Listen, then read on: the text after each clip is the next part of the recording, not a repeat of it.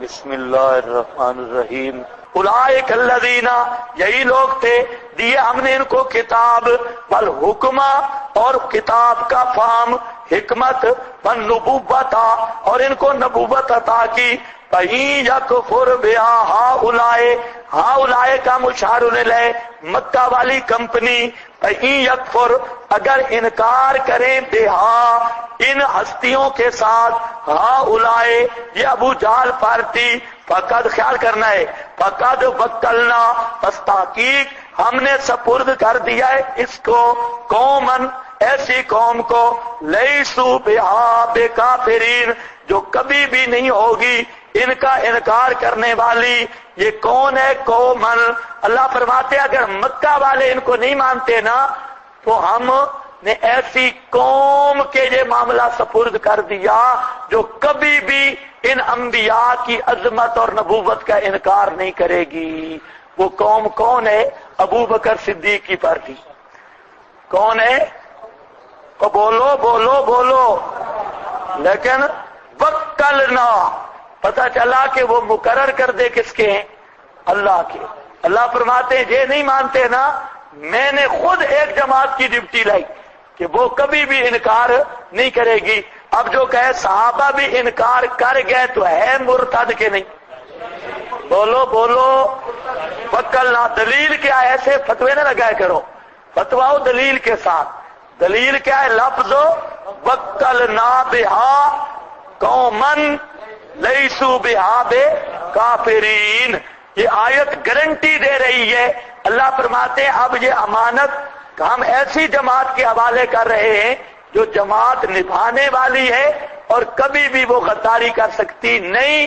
تو وفادار جماعت صحابہ کی جماعت ہے۔ اب جو صحابہ کی جماعت کو ارتداد یا غدر کا تو وہ الزام لگائے تو وہ خود اس نسکتی کا منکر ہے۔ اولئک الذین، یہ لوگ کون ہیں؟ اولئک الذین، اولئک کا اشارہ جا رہا ہے اوپر، کدھر؟ ابراہیم، اسحاق، یعقوب، ایوب، یوسف، سلیمان بھی ساتھ ہیں، موسیٰ، ہارون، زکریا، یحییٰ، عیسیٰ، الیاس، سب کی طرف اولئک۔ آیت مشکل ہے، غور کرو۔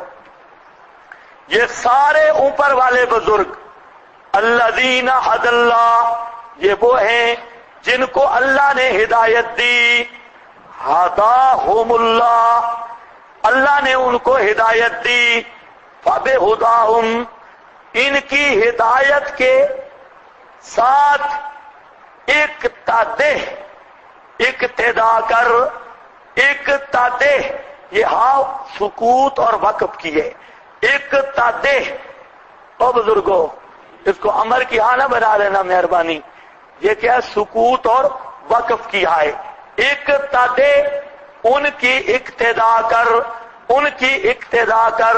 اولئک الذین ھدی اللہ، یہ اوپر والے بزرگ، یہ ان کو ہدایت دی اللہ نے، فبھداھم، پس ان کی ہدایت کی اقتدے، پیروی کر۔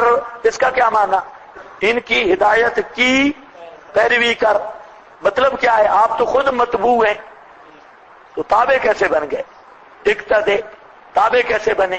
ایک سوال تو یاد رکھو، اصل میں جہاں پر جو معنی ہے ہدا سے مراد ہے توحید۔ اللہ فرماتے ہیں ان کو اللہ نے جو توحید کی امانت دی اور انہوں نے جس رنگ میں پہنچائی نا، آپ بھی اس مسئلے میں ان کی اقتدا کریں۔ او بزرگو، بول پڑو بول۔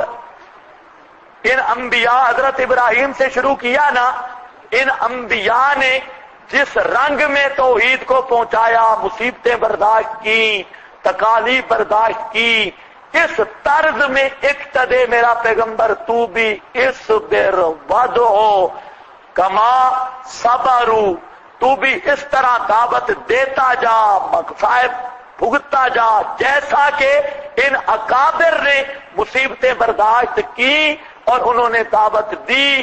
آپ بھی اسی راستے پہ چلیں، اس طرز انہی کی طرز اختیار کریں۔ یا تابع مطبوع کی بات نہیں، فرمایا جا رہا ہے کہ جس طرح پہلے انبیاء نے مسئلہ بیان کیا اور ہر قسم کے مسائل برداشت کیے، آپ بھی میرے پیغمبر اسی طرز پر لوگوں کو خدا کی توحید پر بلائیں اور مصائب اور مصیبتیں برداشت کریں۔ ایک معنی تو یہ ہے سیدھا سادہ۔ دوسرا معنی بزرگوں نے کیا کہ یا ہدا یا حد اللہ سے مراد ہیں خصائل حمیدہ۔ اللہ نے فرمایا ان انبیاء کو ہم نے خصائل حمیدہ دیے تھے، تو بھی ان کے کردار کو اپنا کے اپنے اندر خصائل حمیدہ پیدا کر، جس طرح ان کے خصائل حمیدہ تھے تو بھی وہی اپنا اور اسی طرح کی اچھی عادتیں، اچھے خصائل اپنے اندر پیدا کرو۔ یہ معنی بھی بزرگوں نے کیا۔ اور ایک معنی تیسرا ہے، وہ یہ ہے کہ جہاں حد اللہ سے مراد کیا ہے؟ اصول دین، اصول دین، فروعات مراد نہیں۔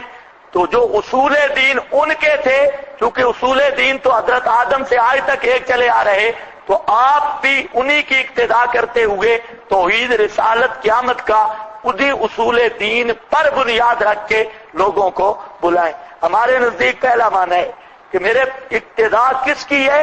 دعوت توحید میں طرز اپنا پہلے انبیاء کی، بس مسئلہ بیان کرنے میں طرز اپنا ابراہیم کی، مسئلہ بیان کرنے میں طرز اپنا ایوب، یعقوب، یوسف، جیسے کوئی دنیا کی تکلیف ان کو دعوت سے نہ روک سکی، ہر قسم کی بیماریاں، تکلیفیں آتی رہی لیکن یہ مشن سے نہیں رکے، تو بھی اسی طرح جاری رکھ مشن کو۔ یہ آپ کو بھی خطاب ہے اور خطاب پوری امت کو بھی ہے۔ آپ کو بھی خطاب ہے اور خطاب کبھی خطاب خاص ہوتا ہے، مراد عام ہوتا ہے، تو مولویوں کو بھی خطاب ہے۔ جس نیج پہ انبیاء نے مسئلہ بیان کیا، تم بھی اسی نیج کی اقتدا کر کے مسئلہ بیان کرو۔ سمجھ گئے تم؟ اس پر ایک بات ہے، رات کو میں ذکر کروں گا، بہت زبردست بات ہے، اب وقت نہیں۔ وہ بات ہے جہاں وہ مقام آ گیا اقتدے، جہاں مفسرین نے مسئلہ چھیڑا ہے شرائع من قبلہ نا کا، اور اس کی پوری بات ہے اور بہت زبردست بات ہے شرائع من قبلہ نا کی۔